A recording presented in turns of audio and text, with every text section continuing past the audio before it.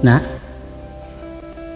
gunu ayah singko ayah boka kan rasio perangai laki-laki supaya kau berhati-hati nak isu indak tagamang bana. Sebab siapapun suami awak, dia intelek terpelajar, dia preman tua orang siak, seniman ataupun tukang berpitih atau mati pajak, jarang dan tidak dilandonya. Ibarat oto kona, ado nan jatuh masuk ngarai, ado tabali arabah kudo, seindak-indaknya menjajah tabiang gardan pacah riben cahaya tiang listrik nan disinduanya. Kalau nak menyelamatkan oto, seorang kondektur mestilah berbuat sesuatu.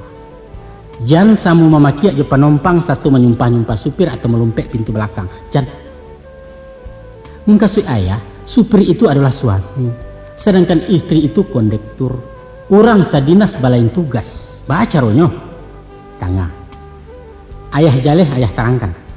Menurut sebagian para ahli, indaklah batu motivasi puber kedua dek limpahan libido laki-laki overproduksi zat hormon sehingga mendesak gairah seks. Salah. Ndak itu dah. Kata mereka, kaidah kejantanan nan secara naluriah bersifat penakluk pada umur sekitar 40 sedang berada di titik puncak. Naluri itulah nan menjelajah ingin menundukkan kehidupan termasuk bidang encik itu. Kita ingat sejarah di saat Nabi Muhammad SAW berumur 40 tahun, datang malaikat nombor 2 membalah dado beliau memerasiahkan kotoran hati. Kemudian menukanya ujunan barasiah. Barulah Muhammad diberi tugas kerasulan. Baik itu kan pengalaman Rasulullah. Ya. Adapun faktor lain, menurut ahli nan lain, penyebabnya sederhana saja. Masalah kejenuhan. Lain tidak. Deklah belasan tahun bagawa. Pagi, patang, siang, jo malam na nampak anyo amai pajak. Maka tibalah bosan. Ibarat pemakan nasi. Kalau sepanjang hari jo kalio, tentu sekali-sekali nak randang ayam. Tibo taragak juga jebo.